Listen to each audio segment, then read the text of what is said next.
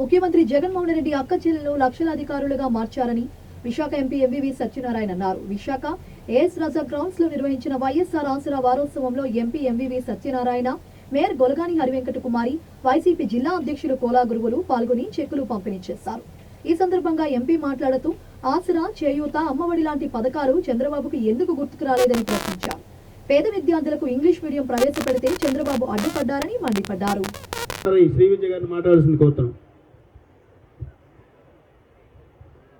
అందరికీ నమస్కారం. ముందు పిల్లల భవిష్యత్తులో కూడా రానున్న రోజుల్లో చాలా చక్కగా ఉంటాయి. అందు గురించేనే ప్రతి ఒక్కరు కూడా ఇటువంటి మనిషిని మనం గెలిపించుకున్నట్లయితే మనకి ఫ్యూచర్లో చాలా అనేక సంక్షేమ, నాతో పాటు కార్పొరేటర్స్ అందరూ కూడా ఉన్నారు. మేము మా వార్డులో జరిగిన లబ్ధి మేము చూపెడతాం, డెవలప్మెంట్ మేము చూపెడతాం, ఇవన్నీ కూడా మేము చూపెడతాం. సో అదే మన సీఎం గారిని గెలిపించుకుంటే ఈ పథకం. మీడియా మిత్రులందరికీ నమస్కారం. ఈరోజు విశాఖపట్నం తూర్పు నియోజకవర్గంలో మన డ్వాక్రా రుణమాఫీ 4వ విడత రిలీజ్ చేయడం సందర్భంగా ఈరోజు ఇక్కడ భారీ మీటింగ్ ఏర్పాటు చేయడం జరిగింది, భారీ సభ.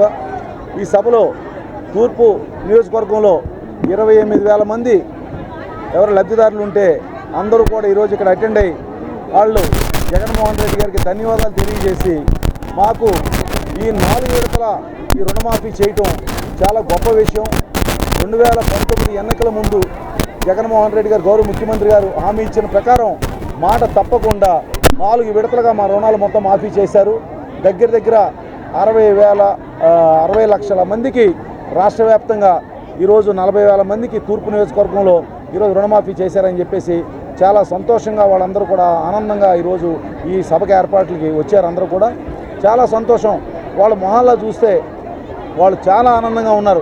ఎందుకంటే గత ప్రభుత్వం 2014లో ఎవరైతే తెలుగుదేశం ప్రభుత్వం చంద్రబాబు నాయుడు గారు ఉన్నారో ఆ రోజు రుణమాఫీ చేస్తానని అధికారంలోకి వచ్చి తర్వాత ఏ ఒక్కరోజు రుణమాఫీలు చేయకుండా ఆయన ఓన్లీ అధికారం దిగిపోయే ముందు ఏదో పసుపు కుంకాలని 10,000 ఇచ్చేసి మళ్ళీ 25,000 రూపాయలు హౌసులు ఇస్తామని వెనక కట్టించుకున్నాడు. అందరినీ మోసం చేసిన విషయాన్ని అందరూ కూడా ప్రస్తావించారు. ఈరోజు జగన్మోహన్ రెడ్డి గారు చేసిన గొప్ప పనిని వాళ్ళందరూ కూడా చాలా ఆనందంగా చెప్పుకుంటూ ఉంటే చాలా సంతోషంగా ఉంది. అంతేకాకుండా వాళ్ళు ఈరోజు వాళ్ళకు వస్తున్న అమ్మఒడి పథకాలు, వాళ్ళ పిల్లలు చదువుకుంటున్న తీరు, వాళ్ళు సంతోషంగా స్కూల్కి వెళ్తున్న విషయం, ఇంగ్లీష్ మీడియంలో చదువుకున్న విషయం, వాళ్ళ తల్లిదండ్రులకి ఏదైతే పెన్షన్లు వస్తామనే పెన్షన్లు వాళ్ళకి సకాలంలో అందరూ కూడా వాలంటీర్ వ్యవస్థ ద్వారా ఇంటింటికి అందుతున్న విధానం కానీ, అదేవిధంగా మిగిలిన చేయూత కానీ, అదేవిధంగా చేదోడు, ఇలా ప్రతి కార్యక్రమాన్ని కూడా వాళ్ళు తలుచుకుంటూ మాకు జగన్మోహన్ రెడ్డి గారు ఈ 5 సంవత్సరాల కాలంలో ప్రతి ఒక్కరు కూడా సంతోషంగా ఉండే విధంగా మాకు పరిపాలన సాగించారు. ఇవాళ అందరూ కూడా ప్రజలందరూ సంతోషంగా ఉన్నాం. 5 సంవత్సరాలు ఏ ఒక్కరు కూడా మాకు ఆకలితో అలమటించడం కానీ, మాకు డబ్బులు ఇబ్బందులు కానీ ఏ రకమైన ఇబ్బందులు లేవు. ఇంత సంక్షేమ పథకాలు గతంలో ఏ ప్రభుత్వంలోని దేశంలో ఎక్కడ కూడా మేము చూడలేదు అని చెప్పేసి ప్రత్యేకించి డ్వాక్రా రుణమాఫీ కానీ, అమ్మఒడి కానీ, పెన్షన్ విధానం కానీ, ఈవేళ రాష్ట్ర వ్యాప్తంగా 30 లక్షల మందికి ఇవాళ ఇళ్ల స్థలాలు ఇచ్చిన విధానం కానీ అన్నీ కూడా వాళ్ళు మళ్ళీ చెప్పుకుంటూ ఉంటే చాలా ఆనందంగా ఉంది. ఎందుకంటే ఇవాళ చాలా పత్రికలు రాస్తూ ఉన్నాయి అభివృద్ధి లేదు, అది లేదని. అంటే పేదలు బాగుంటాం అభివృద్ధి కాదని వాళ్ళందరూ అడుగుతూ ఉన్నారు. అంటే పేదలు కడుపు నిండా తింటాం ఇదంతా అభివృద్ధి కాదని అడుగుతూ ఉన్నారు. వాళ్ళు విశాఖపట్నం తీసుకుంటే ఏ రోడ్డు అయినా నల్లగా తరతల మెరిసిపోతూ ఉన్నాయి. ఈరోజు డ్రైన్లు కానీ, ఈరోజు సిమెంట్ రోడ్లు కానీ, తారు రోడ్లు కానీ, పార్కులు కానీ ఇవాళ అన్నీ కూడా చాలా అద్భుతంగా విశాఖపట్నం తీర్చిదిద్దారు. ఈరోజు ఏ రోజు లేని విధంగా 2019 నుంచి ఇవాళ 24 వరకు ఛాలెంజ్ చేస్తూ ఉన్నాం. ఏ ఒక్క రోజైనా మంచినీటి సమస్య ఎక్కడైనా వచ్చిందా? ఏ ఒక్కడైనా ఒక ట్యాంకర్ అన్లోడ్ చేసుకున్నారా? అలా ఎక్కడా కూడా లేకుండా ఈ 4 సంవత్సరాల 8 నెలల కాలంలో పూర్తిగా నీటి సమస్య అనేది లేకుండా ఈరోజు నీరు సప్లై చేసిన గొప్ప ప్రభుత్వం ఇవాళ జగన్మోహన్ రెడ్డి గారి ప్రభుత్వం. అంతేవిధంగా ఈ గతంలో రోజుకి 10 గంటలు 12 గంటలు పవర్ కట్ ఉండేది విశాఖపట్నంలో. ఈరోజు 1 గంట కూడా విశాఖపట్నం ఎక్కడ కూడా పవర్ కట్ లేకుండా పరిపాలన సాగించిన గొప్ప ముఖ్యమంత్రి జగన్మోహన్ రెడ్డి గారని కూడా ఈరోజు చెప్తా ఉన్నారు. ఈవేళ అభివృద్ధి పదంలో తీసుకెళ్తా ఉంది విశాఖపట్నం. అదేవిధంగా సంక్షేమం ప్రతి ఒక్కరు కూడా ఈవేళ కరోనా సమయంలో కానీ ఏ సమయంలో కానీ ఏ రకమైన ఆకలి బాధలు లేకుండా ఈవేళ చాలా సంతోషంగా ఉన్నామని కూడా తెలియజేస్తూ ఉన్నారు. వాళ్ళ లిటరసీలో మన దేశంలోనే ప్రథమ స్థానంలో మన రాష్ట్రం ఉందంటే మనం గమనించవచ్చు. గతంలో 12% ఉన్న పేదరికం వేళ 6% తగ్గిందంటే మన రాష్ట్రం ఎంత అభివృద్ధి ఉందో మనం గమనించవచ్చు. ఇవన్నీ కూడా జగన్మోహన్ రెడ్డి గారి పరిపాలన మళ్ళీ మాకు కావాలి. జగన్మోహన్ రెడ్డి గారి ముఖ్యమంత్రి కావాలి. జగన్మోహన్ రెడ్డి గారు మాకు ఉంటేనే మాకు ఈ పథకాలను వస్తాయి, మేము ఎవరిని నమ్మే పరిస్థితుల్లో లేవు. గతంలో ప్రభుత్వాలు మేనిఫెస్టోలు చెప్పి ఏదైతే అబద్ధాలు చెప్పారో అవన్నీ మాకు ఇంకా చెవుల్లో గుర్తుంటూ ఉన్నాయి. ఇవన్నీ కూడా వాళ్ళ మేనిఫెస్టోలో చెప్తారు, తర్వాత మళ్ళీ కనిపించరు. వారందరూ కూడా ఇవాళ గొప్పవాళ్ళ ప్రభుత్వం కోసం వాళ్ళందరూ కూడా ఒక ఊకమ్మడిగా దాడి చేస్తూ ఉన్నారు. ఈయన పేదవాళ్ళ ప్రభుత్వం కోసం ఈయన ఒక్కాయన పోరాటం చేస్తున్నారు. ఈయన వెనకే మేమంతా నిలబడతాం, ఈయన తోడుంటాం. ఈయన మళ్ళీ అధికారంలో రావాలి, పేదలందరూ సంతోషంగా ఉండాలి, రాష్ట్రంలో పిల్లలందరూ బాగా చదువుకోవాలి, వృద్ధులందరూ కూడా వాళ్ళ స్వకాళ్ళ మీద వాళ్ళ సొంతంగా వాళ్ళ కాళ్ళ మీద వాళ్ళు నిలబడగలగాలని చెప్తూ ఉంటే చాలా సంతోషంగా ఉంది. నేను చెప్తా ఉన్నా, ఈరోజు ఇవాళ రాష్ట్ర వ్యాప్తంగా 175 స్థానాల్లో గెలిచే విధంగా ఈరోజు వెళ్తూ ఉంది జగన్మోహన్ రెడ్డి గారి ప్రభుత్వం. డెఫినెట్గా అత్యధిక స్థానాలు ఈరోజు గెలుచుకుని మళ్ళీ జగన్మోహన్ రెడ్డి గారు అధికారంలోకి వస్తారు.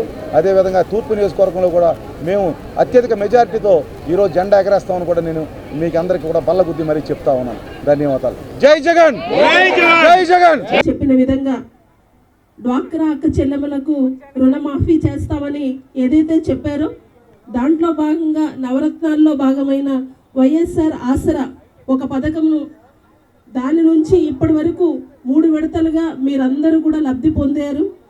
ఆ డ్వాక్రా రుణమాఫీ చేయడం జరిగింది. ఇది 4వ విడత డ్వాక్రా రుణమాఫీ.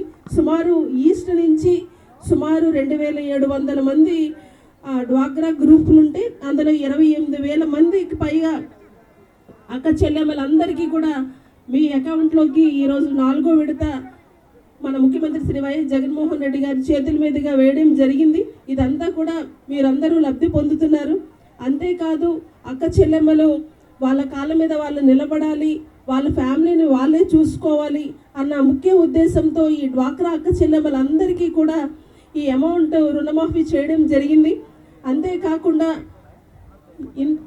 కాకుండా మన పిల్లల చదువుల కోసము నాడు నేడు స్కూల్స్ కానీ బైజూస్ కంటెంట్ కానీ అలాగే ఇంగ్లీష్ మీడియం స్కూల్స్ కానీ ఇవన్నీ తీసుకురావడమే కాకుండా మన అక్క చెల్లెమ్మల అందరికీ కూడా 1 సెంట్ భూమిని కూడా ఇవ్వడం జరిగింది. ఇదంతా ఒక ఎత్తు అయితే మన ఆరోగ్యశ్రీ ద్వారా ఒకప్పుడు స్వర్గీయ రాజశేఖర రెడ్డి గారు ఒక ఫీజు రియంబర్స్మెంట్ ఆరోగ్యశ్రీ తీసుకొచ్చి చాలామంది తీసుకురావడం వల్ల చాలామంది పేద కుటుంబాలు లబ్ధి పొందారు. అటువంటిది వాళ్ళ తనయుడైన శ్రీ వైఎస్ జగన్మోహన్ రెడ్డి గారు 10 అడుగులు ముందుకు వేసి ఈరోజు ఈ ఆరోగ్యశ్రీ ద్వారా ఎంతో లబ్ధి పేద ప్రజలందరికీ కూడా చేకూరాలనే ముఖ్య ఉద్దేశంతో ఒకప్పుడు ఆరోగ్యశ్రీ 5 లక్షల వరకే ఉండేది. దాన్ని అమాంతము 25 లక్షల వరకు కూడా పెంచిన ఘనత ఏకైక ముఖ్యమంత్రి శ్రీ వైఎస్ జగన్మోహన్ రెడ్డి గారికి దక్కుతుంది. ఎవరు కూడా ఇటువంటి విప్లవాత్మక నిర్ణయాలు ఎవ్వరు కూడా తీసుకోరు. 5 లక్షలు ఏంటో అక్కడి నుంచి 25 లక్షల వరకు పెంచడం అంటే అది ఏ రాజకీయ నాయకులు కూడా చేయలేరు. అది ఒక విప్లవాత్మకమైన నిర్ణయం. అటువంటి గొప్ప మహానుభావుడు మన ముఖ్యమంత్రి శ్రీ వైఎస్ జగన్మోహన్ రెడ్డి గారు. పేదలు ఎప్పుడూ కూడా పేదల వారిగానే ఉండకూడదు, వాళ్ళు కూడా అభివృద్ధి చెందాలి, ముందుకు వెళ్ళాలని ఎప్పుడు కూడా నిరంతరం ఆలోచిస్తున్న వ్యక్తి.